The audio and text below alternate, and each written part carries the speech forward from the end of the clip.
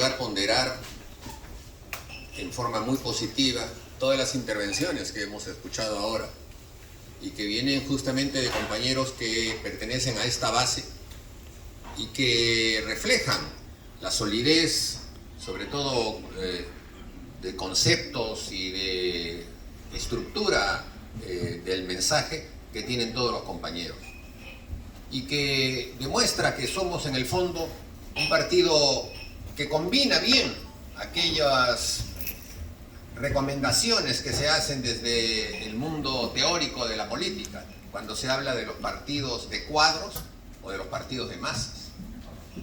Y el partido ha demostrado, y aquí por ejemplo se dio un ejemplo, que somos un partido de masas y somos también un partido de cuadros.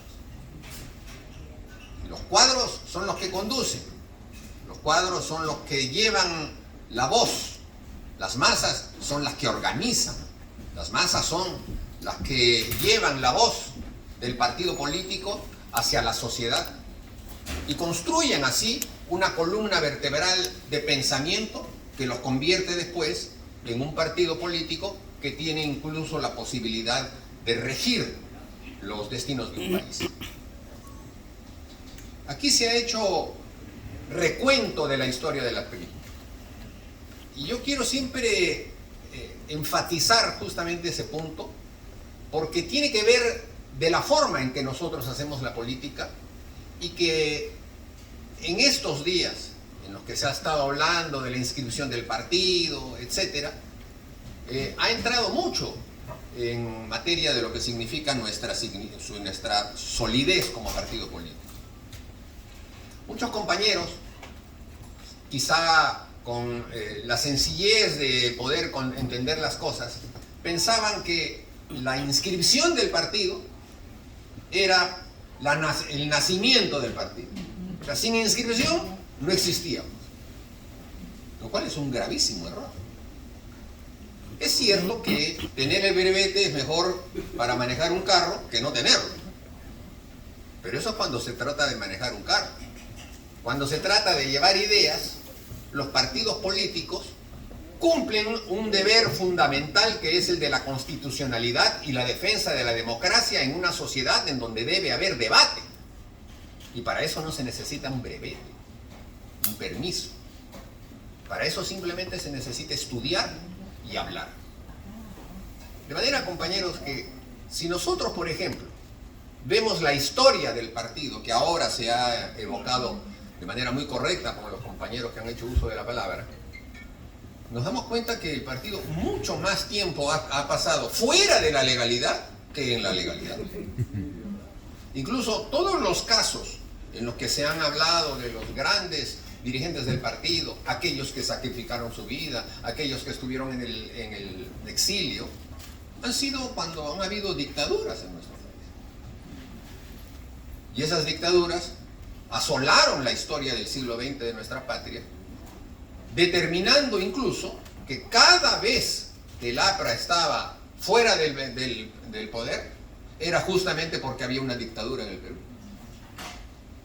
De manera entonces que lo que ha pasado con el aprismo ahora es simplemente un trámite que se ha hecho sobre la base de un concepto que ha sido impuesto por un punto de vista absolutamente dictatorial y que viene de las fuentes que levantó en su momento el corrupto Vizcarra y que han sido además llevadas a cabo por quienes, lo dijo el compañero Salinas, los caviares que constituyen un poder que no está en el poder político, sino que se encuentra en el poder de abajo, en el poder de donde se hacen las cosas, en donde se piensan las cosas, en donde se estructuran las cosas, y que sirven para que uno pueda decir o hacer escondiendo la mano para que sea otro el que se responsabilice. Y en fin, esas son las circunstancias en las que nosotros hemos tenido que desarrollar un partido político fundado ya casi 100 años y que tiene estructuras que vienen desde ese momento, estructuras de pensamiento que vienen de ese momento, y que tiene una filosofía que se discutió en esos años y que ahora tiene una vigencia fundamental justamente porque se hizo sobre la base de la dialéctica y del estudio del marxismo profundo, para darnos cuenta que esa dialéctica permanentemente hacía que la renovación del pensamiento fuese permanente y constante, y no congelarnos en los pensamientos que se tuvieron hace muchos años y que simplemente nos convertirían en un partido conservador porque no está pensando en los cambios sociales. Esa es justamente una de las tónicas fundamentales que yo acabo de escuchar en los discursos de los compañeros. Quizá no pensándolo en que se trata de una estructura de pensamiento, sino simplemente porque lo hemos aprendido en el partido. El APRA es escuela. Y se aprende a razonar y se aprende a estudiar. Porque si no se estudia, no se puede decir las cosas. Y evidentemente el estudio, yo le pediría que lo ponga eso después, compañero, porque después va a parecer que esto es un jolgorio y no es... Sí. Y después lo transgiversan. Para la prensa, Además interrumpe al orador. para la prensa que está cediendo. A ti será un camino, a ti es tú que eres dentro. De manera, compañeros, que nosotros hemos conseguido ya la inscripción del partido. Hay un punto que se ha quedado allí en el sentido de que la última recusación que se hizo ha sido apelada. Pero nada más, el día de mañana seguramente se va a ver eso y se va a archivar. Y el partido tendrá su inscripción. Pero en realidad, compañeros, eso viene a ser en el fondo una especie de espejismo.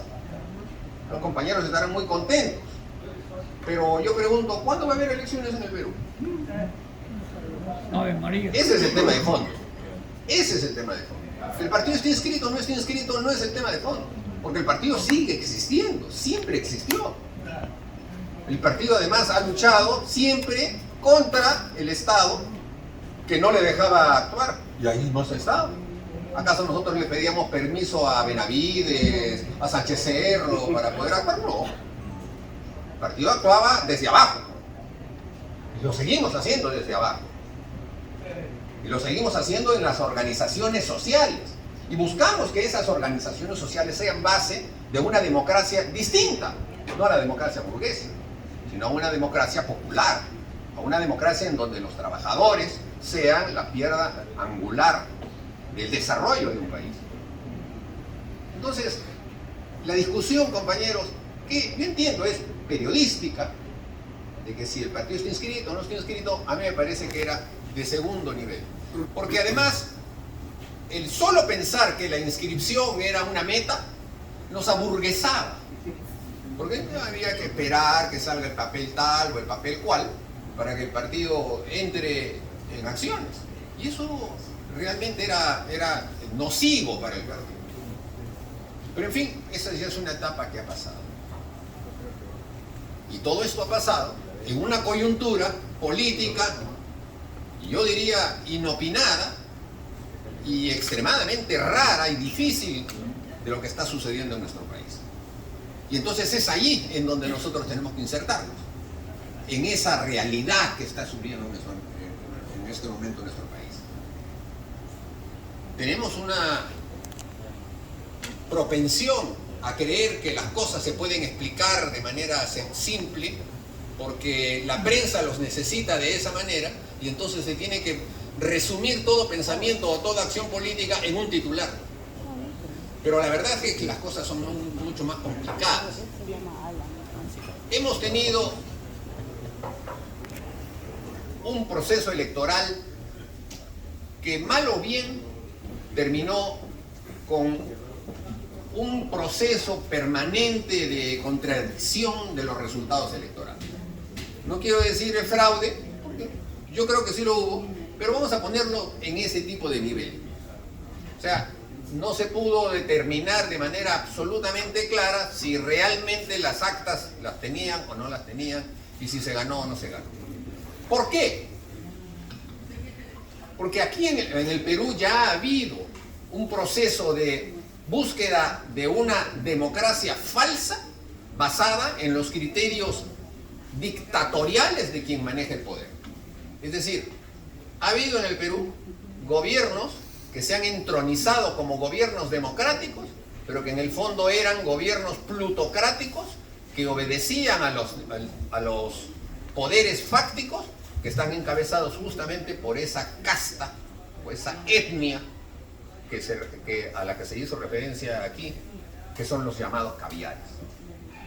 Cuando uno lee, por ejemplo, los manifiestos que Haya de la Torre hizo en el año 31, con toda la ofensiva que Sánchez Cerro hacía en ese momento, uno empieza a decir, bueno, aquí hay una guerra política. Y Haya de la Torre decía que esa guerra política se estaba dando en el campo y en los salones. ¿Y por qué en los salones? Porque uno de los principales protagonistas de la lucha contra el aprismo fue justamente el diario El Comercio. El diario El Comercio representaba, surge siempre el APRA, ¿no? Así, en cualquier momento, ahí está. Automático. Determinaba, compañeros, que el diario El Comercio, al representar a los sectores oligárquicos del país, había visto en el APRA prácticamente al diablo, y entonces le declaró la guerra desde el primer momento. Y la lucha contra ese diario, que en realidad era solamente el vocero de la plutocracia peruana, fue la que cimentó al aprismo y le permitió al aprismo tener de manera clara quiénes eran sus enemigos y quiénes eran los enemigos del pueblo. Porque hasta ese entonces, aquellos que tenían la oportunidad de leer los periódicos se basaban en el diario El Comercio, y todo el mundo decía cuando encontraba una hoja, ¿y qué cosa dice El Comercio? Incluso se decía que El Comercio hacía un editorial y al día siguiente eso se convertía en un decreto ley por parte del dictador de turno. Ese era el poder que tenía la prensa en ese momento. Y cuando vemos que pasan los años y se transforma la política, como se transforman también los medios de comunicación, nos damos cuenta de que el poder mediático es poder también. Es un poder político. Es un poder que hace y construye lo que ahora llaman la narrativa. Es decir, cada vez que hay una historia, se genera una narrativa que no es espontánea, sino que ahora es coordinada por esta casta, que es la llamada de los caviares. ¿Y por qué digo que es una casta? Porque si se tratase de un grupo de peruanos que al son de un pensamiento común piensan y hacen un desarrollo, entonces estaríamos hablando de una universidad o de un partido político. Pero no son ninguna de las dos cosas, porque en realidad son lo que era el diario El Comercio y sigue siendo el diario El Comercio, pero que ahora se han transformado en los defensores de ese medio, desde el punto de vista ya no de los abuelos oligarcas, sino de los bisnietos, que son los que están ahora representándolos. Y entonces esos bisnietos adoptan el pensamiento antiaprista de sus abuelos y para poder justificarlo lo copian, mal copiado, del pensamiento marxista, y entonces tienen un mensaje de carácter antiaprista, pero al mismo tiempo un lenguaje que es pro-oligárquico y pro-derechista. Por eso es que se trata de un grupo que algunos lo llaman una etnia. Todos son blancos. Y eso lo recuerdo, lo dijo en su momento Beto Ortiz. Son las ovejas negras de las familias blancas. Pero tienen en sí el mismo antiaprismo que tenían sus padres y sus abuelos. Eso no ha cambiado, porque justamente tienen en su ADN ese odio. De manera que ahora que estamos luchando para que el pensamiento aprista se vuelva a colocar como un punto medular de la discusión en el Perú, tenemos estos nuevos enemigos que no luchan en el campo en el que luchamos nosotros, que es el campo de la política, sino en el campo de las universidades, en el campo de los medios de comunicación, en el campo de la televisión y la radio, es decir, en un campo en el que también se puede hacer mensajes de toda índole y sobre todo políticos, pero que están disfrazados o edulcorados justamente por el método con el que se trabaja. Esto hace poco lo hemos estado discutiendo, compañeros, cuando en Lima se dio, permítanme este paréntesis, se dio el avant-premier de un trabajo muy importante que hizo el compañero Ernesto Carlín, con la ayuda del compañero Garrido Leca, que es una película de 1 hora y media que se llama Justicia para Alan. Creo que ese film puede tener mucho más fuerza que todos los libros que se puedan imprimir. Y así es como el cine o los audiovisuales tienen una fuerza de llegada mucho más sólida que la lectura de los libros. Porque allí se hace un trabajo profesional que explica las razones por las cuales fuimos perseguidos después del segundo gobierno aprista y por qué razón la derecha y los oligarcas y los comunistas nos odian después de los resultados del segundo gobierno de Alan García. Y ese es uno de los puntos medulares con los que nosotros siempre tenemos que defender nuestra posición. Y que creo que es medular en el sentido de que incluso va más allá de la explicación doctrinaria que nosotros siempre hacemos. Y que para muchos puede ser un poco teórico y que no les da la posibilidad de un argumento sólido en el momento de una discusión. Pero cuando se trata justamente de hechos concretos, fijos, entonces es mucho más fácil tener una discusión y poder convencer a otras personas sobre su punto de vista.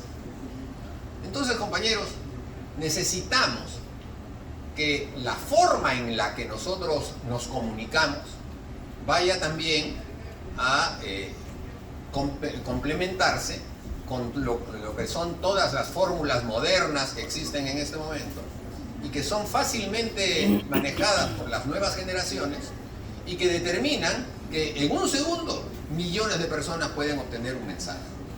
Si el mensaje además está bien hecho y bien elaborado, mucho mejor. Ese es un campo en el que tenemos que entrar. Es un campo en el que para todos nosotros, y también sobre todo los apristas, tenemos que entrar, porque la oratoria siempre existirá, pero frente a este tipo de mensajes la oratoria se va quedando rezagada. Escuchar palabras ya se va convirtiendo en un tema obsoleto. Recibir un mensaje con un video es un tema que tiene mucho más trascendencia que la que tiene la palabra escrita, una palabra dicha. Y entonces es así como nosotros vamos a tener que enfrentar ahora las cosas. ¿Qué está sucediendo, compañeros, hoy en nuestro país? Todos ustedes vieron cómo una persona se le ocurrió en un día laborable, a las 10 de la mañana, hacer un golpe de Estado. O sea, creo que a nadie en el mundo se le puede ocurrir hacer un golpe de Estado en un día laborable a las 10 de la mañana. O sea, si quiero hubiese esperado que fuera de noche. O sea, así como siempre se hacen las cosas, ¿no? En saco. Pero en fin, ustedes vieron eso. Ese acto fue el corolario de lo que había ya estado sucediendo desde la propia elección. Cuando todavía no se había dado el resultado específico del triunfo del señor Pedro Castillo, ya todos los peruanos sabíamos la existencia de un jirón que yo nunca en mi vida había escuchado, que se llamaba Zarratea. El jirón Zarratea. ¿Y qué cosa era el jirón Zarratea? Era un lugar, una guarida, supuestamente para esconder todos los casos de corrupción que ya estaban armando. O sea, antes de gobernar ya estaban robando. Y a manos llenas. Yo me quedaba escandalizado cuando escuché, por ejemplo, que para que un coronel pueda ascender tenía que pagar $40.000. O para que otro ciudadano pueda ser presidente de Petroperú, tuvo que pagar creo que $600.000. Claro, los pagaba, se los prestaba, vendía su casa, lo que fuera, porque sabía que entrando iba a robar a manos llenas, a recuperar, ¿no es cierto? Eso es lo que ha estado pasando antes. Y ya muchos están olvidando que ese extracto absolutamente corrupto que estaba alrededor de ese gobierno iba a tirar al país a una situación en la que la oclocracia iba a gobernar y se iba ahí a partir ya todos los partidos políticos a perder todo tipo de inteligencia para poderse dar cuenta que ya con estas personas no se podía ni siquiera hablar nada, ni discutir nada. Se trataba simplemente de personas que entraban, robaban, y la única manera de enfrentarlos sería, no sé, pues, o sea, con un balazo o lo que fuera para evitar que uno robe. Esta situación, compañeros, entra en un proceso de embullición inmanejable para ellos también. Y entonces llega el momento en el que el señor Cerrón, en alianza con el Movadef, estructuran la ofensiva para tomar el poder. No les interesa Castillo. Solamente si lo podían manejar. Pero ahora no les interesa. Solamente les interesa el poder. Y piensan que están cerca de tomar el Palacio del Invierno como tomaron los soviets. Y no era descabellado considerar que si movían una gran cantidad de masa, podían lograrlo. Y lo apostaron así. Gastaron ingentes cantidades de dinero para hacer esas movilizaciones que fueran a Lima. Y de verdad que en Lima hubo una presencia muy grande y en algunos momentos se sintió que uno no tenía ya para dónde ir. O sea, Lima estaba prácticamente tomado. Pero duró 3 días, 4 días, y empezó a menguar también la economía que había creado esto. Y sobre todo cuando se ve en la televisión buses, camionetas rurales, dinero a montones, entonces uno empieza a decir, ¿de dónde vino todo esto? ¿Cómo se ha manejado todo esto? Bueno, venía de los dineros que produce el propio Estado peruano, porque la mayoría de los que estaban detrás de eso eran funcionarios públicos en los gobiernos regionales, en las alcaldías, en los puestos que hay en el sector educativo, etc. De ahí salía la plata. Pero como también esa plata se acaba porque no la quieren poner toda, sino que la mitad se la ponen al bolsillo, entonces cuando quisieron hacer en la segunda vez, la segunda toma de Lima, ya no pudieron. Y entonces ahora, al final han terminado trayendo 3 o 4 señoras y las han puesto a punto de que puedan poner en riesgo su vida y la vida de los bebés que tenían. Entonces, creo, compañeros, que nosotros vamos a estar frente a una circunstancia sumamente complicada, porque hay un sector político, que es el sector comunista, con distintas formas de pensar, que ha entrado en un proceso de confluencia interna, porque hay distintos grupos. Y ellos están en una ofensiva por el poder. Si yo fuera comunista, estaría pensando exactamente con ellos. Creo que hay posibilidades pre-revolucionarias para la toma del poder. Porque el Estado peruano se está cayendo. Y entonces piensan que es posible, siguiendo con esta narrativa, ir y tomar el poder de una manera violenta, que sería pues para ellos ya el triunfo total. Pero frente a circunstancias como esas, compañeros, creo que allí nos va a tocar a nosotros un papel muy importante. Porque, a ver, ¿la derecha existe en el Perú? ¿En realidad existe la derecha en el Perú? ¿Política? No existe. ¿Qué cosa hay en la derecha? Fulanito, menganito, un apellido de acá, otro apellido de allá, y no hay nada más. ¿Hay alguna estructura económica para comenzar por eso? Porque la derecha siempre hay que verla desde el punto de vista económico.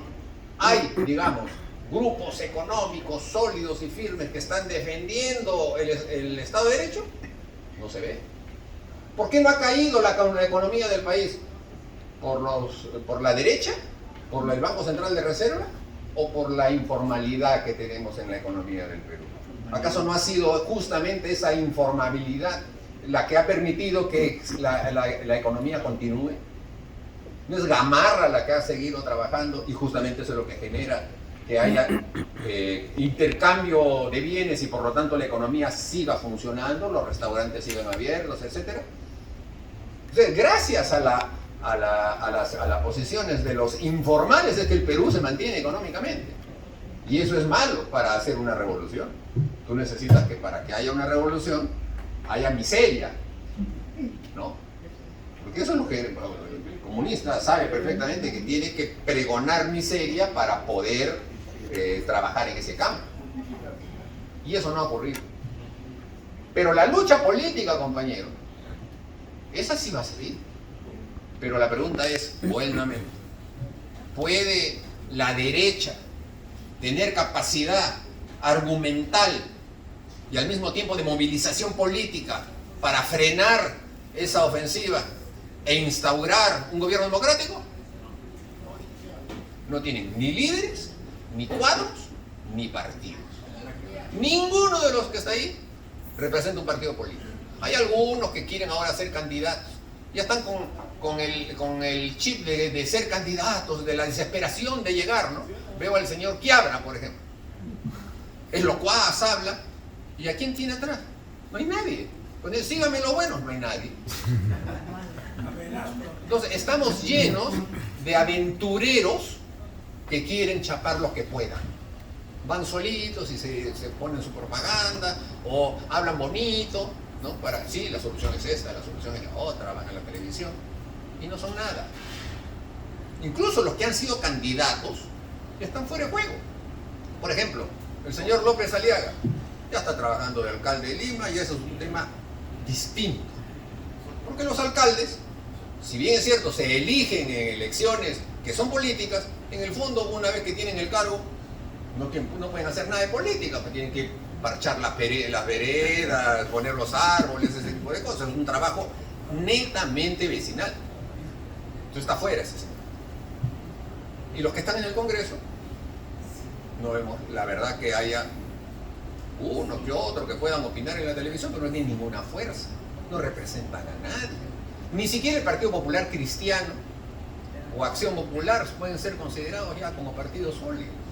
¿Qué cosa es Acción Popular? ¿Es el viejo partido de Acción Popular de Fernando Belaúnde? No, una franquicia. Por favor, pues. Ya no. O sea, ya es otra cosa con el mismo nombre. Ya son comunistas ahora. No tienen nada que hacer. Pero lo único que dicen de ellos, ni siquiera son comunistas, no piensan nada. Lo que tienen simplemente es el ansia del billete. A ellos, por ejemplo, se acaba de conocer eso. Los niños. A ellos les dieron, a esos llamados niños, les dieron el manejo de la oficina de migraciones. Y entonces lo primero que quisieron hacer es comprar otros pasaportes, que ese es un negociazo, y dejaron sin pasaportes a todos los peruanos, hasta el día de hoy.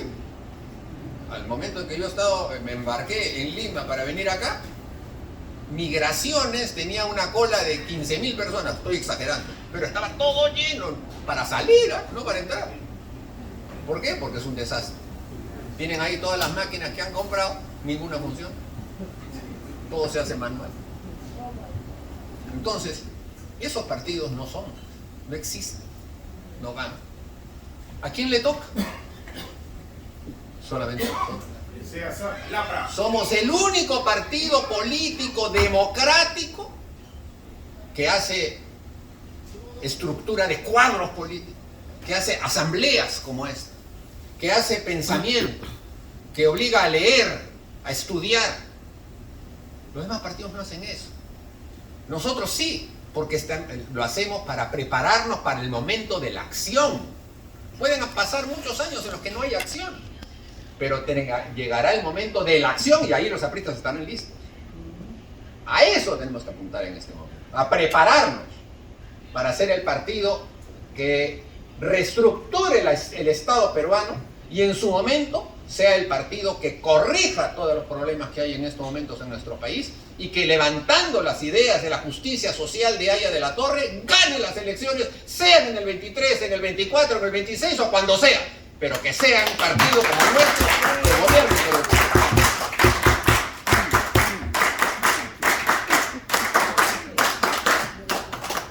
De manera, compañeros, que actos como este son fundamentales. No es solamente parte de nuestra liturgia o parte de nuestro calendario. Es parte de nuestra vida. Persistir siempre en nuestro partido político. No hay otro partido político parecido, ni siquiera en América Latina. Quizá en algún momento los montoneros argentinos, quizá, pero los demás. Hay partidos hermanos, sin duda, pero lo que hay hoy en la América Latina es una polarización política. Y esa polarización en nuestro país es una polarización que excluye a la derecha porque ya no existe y que nos va a poner a nosotros en un lado de ese polo.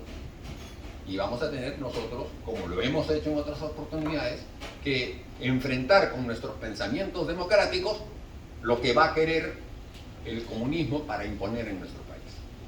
Lo que sucede en otros países también lleva a situaciones como esa, o por lo menos parecidas, llevando a que muchos presidentes que han sido varias veces candidatos y que defienden las posiciones de la izquierda hayan ganado las elecciones.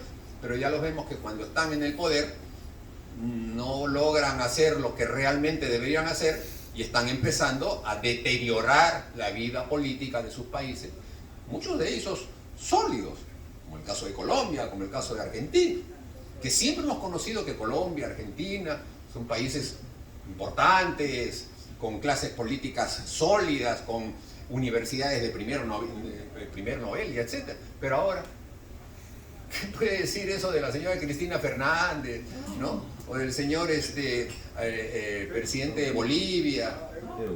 Francamente, ¿no?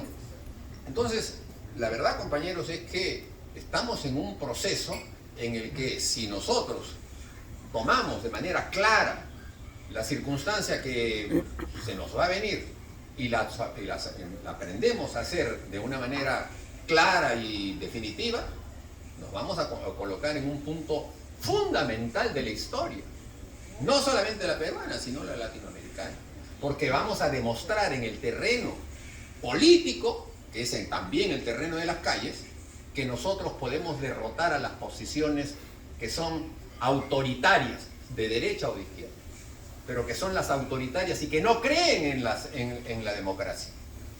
Porque si nosotros nos ponemos a pensar realmente sobre lo que ha significado la democracia peruana en los últimos 20 años, la verdad es que muy magro, muy poco es el resultado sólido que podemos nosotros lucir. A portas, por ejemplo, de que va a llegar el señor Toledo al Perú, ojalá, después de haberse robado 32 millones de dólares. Wow. Por favor, 32 millones de dólares. Santo. Solamente en uno de los casos, ¿sabes? Porque hay 3 casos más que todavía no lo están viendo en el tema de la presentación de cuadernos que se tiene que hacer aquí en los Estados Unidos. Imagínense, entonces, esa era la democracia, fue elegido democráticamente. Pero miren qué tipo de gobiernos se dieron en el momento en el que se elegían sobre la base de falta de constitucionalidad y sobre todo odio por parte de la derecha y de los comunistas en contra nuestra.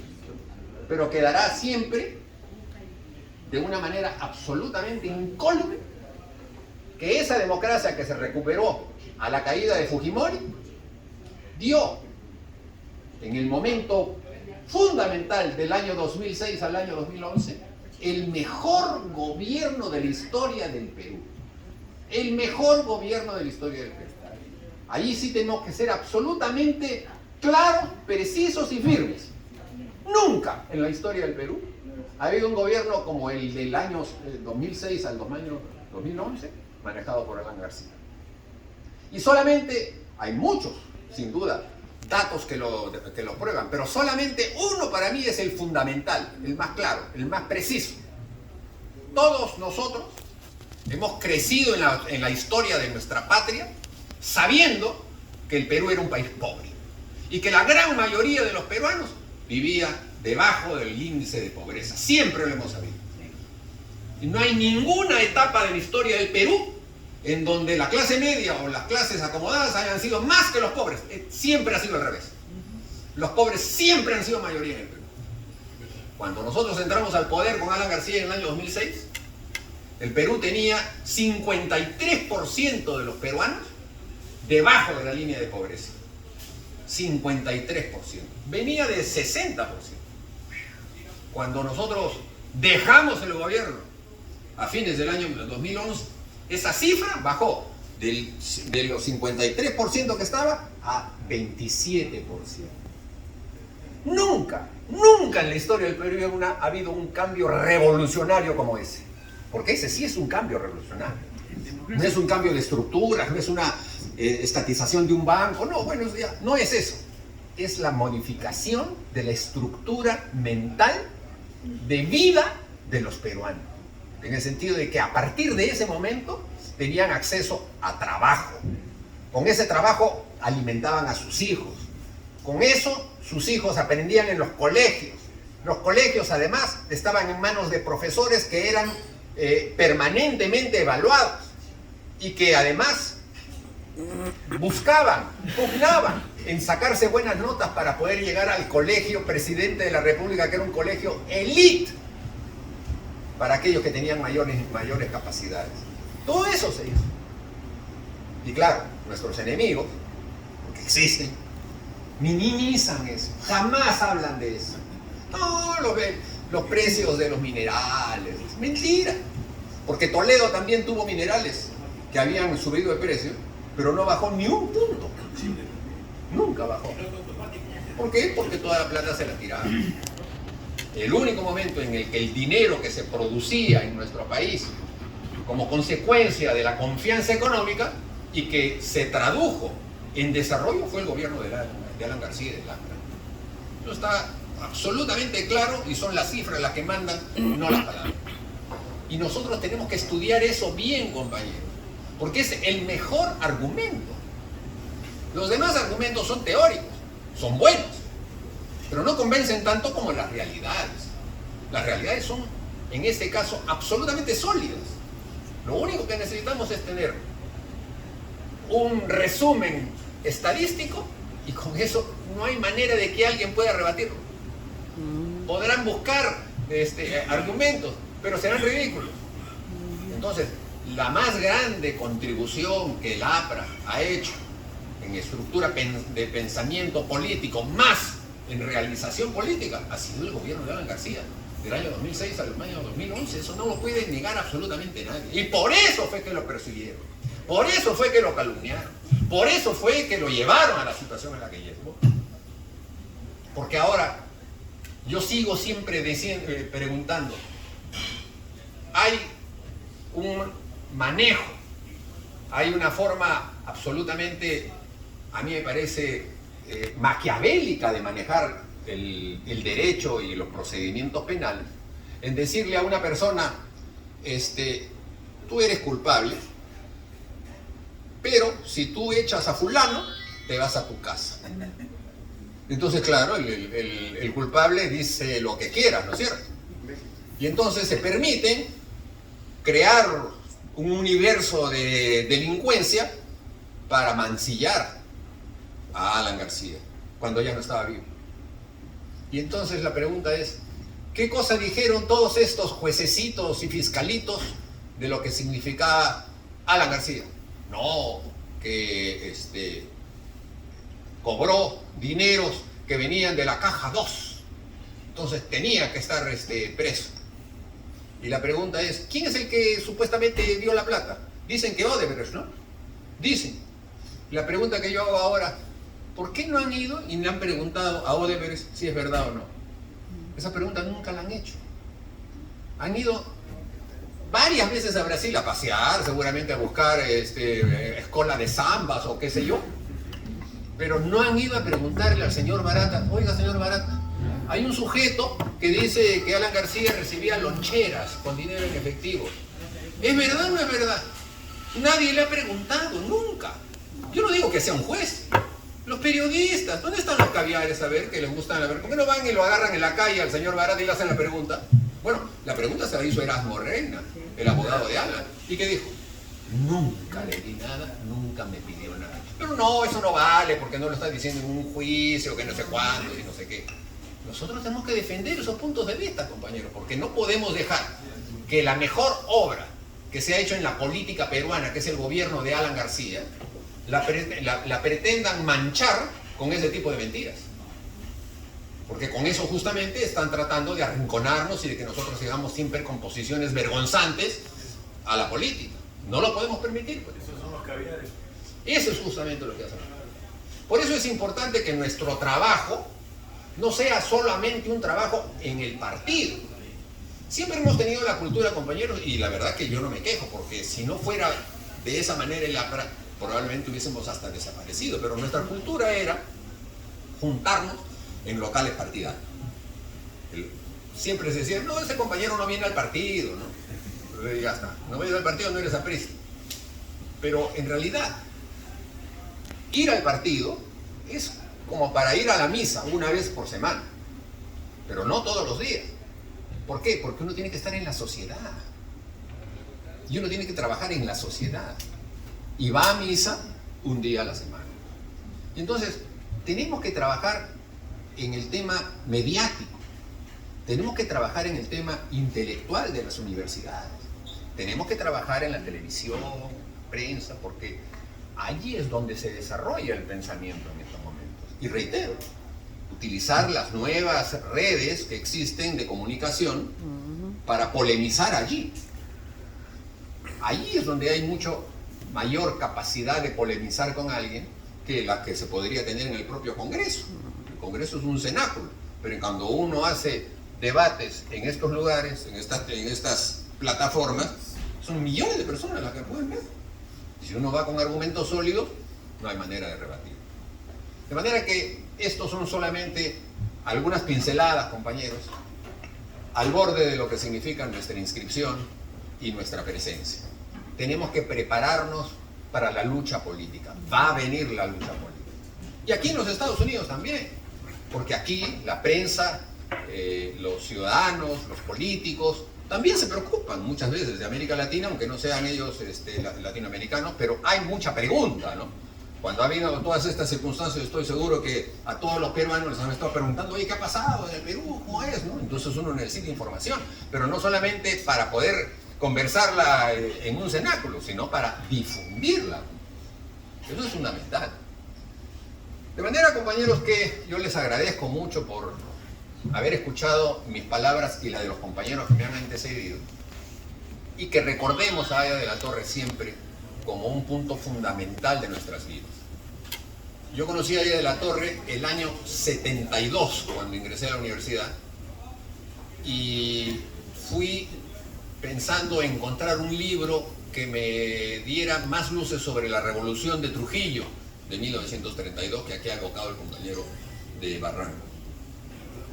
Y desde entonces no he podido dejar de estar siempre con los apristas y sobre todo recordar a Aya de la Torre, porque conseguí un libro, El año de la barbarie, ya lo había leído, y había un libro allí, había una compañera que se llamaba Margarita que vendía libros, y había un libro mimeografiado que se llamaba Mi presencia en Trujillo 1932, supuestamente escrita por por un militar venezolano que andaba por ahí. Después yo supe que en realidad el que había escrito el libro era el compañero Juvenal Mique, que era uno de los íconos que tiene Trujillo hasta el día de hoy. Y lo particular fue que yo con el libro en la mano, la compañera Margarita me dijo, ¿y por qué no hace que el jefe se lo firme? Entonces yo, ¿qué? Pero yo puedo ir así a firmar. No, claro, acá ahí está. Porque acababa de trasladarse la jefatura al primer piso, porque como había tenido Víctor Raúl, parece un espasmo o algo así, ya bajaron del segundo piso la jefatura para que estuviera en el primer piso. Y entonces me acerqué, pero no me atreví a entrar, solamente me quedé en el dintel de la puerta, y él estaba sentado ahí en la silla que todos conocemos. Y él fue el que me vio y me dijo, pasa. Entonces, claro, yo con mi libro para que me lo firmara. Y lo tengo firmado, lo han visto mis hijos y muchas personas, lo tengo firmado ahí. Y él me preguntó, ¿dónde estudias? En la Católica. Ah, la Católica es hoy lo que era San Marcos en mi época. Si supiera lo que soy. Imagínate lo que soy. En esa época en la Católica había debate abierto, era fácil, era una universidad que la manejaba el padre MacGregor y era muy ecuménico. Ahora no, ahora ya se convirtió solamente en un think tank, ¿no? En fin, compañeros, les agradezco mucho su presencia, les agradezco mucho por la invitación de venir aquí a este gran país que enseña mucho también. Y siempre tener el compromiso, compañeros, de estar presentes, ya sea a través de los medios o también físicamente. Yo siempre he visto aquí en los Estados Unidos mucho fervor, mucha identificación de los apristas, porque es difícil en un medio de un país tan grande como este mantenerse a veces en estas posiciones y además verse unos con otros por las distancias que hay y todo eso. Y ustedes lo han logrado. Yo les agradezco por esa contribución histórica que le hacen al aprismo a partir de aquí, de los Estados Unidos. Y con eso, compañeros, concluyo mis palabras simplemente recordando permanentemente a nuestro jefe y fundador, Víctor Raúl Haya de la Torre. ¡Víctor Raúl! ¡Presente! En la lucha, hermano. En el dolor, hermano. En la victoria. Hermano. ¡Vive el APRA! ¡Viva!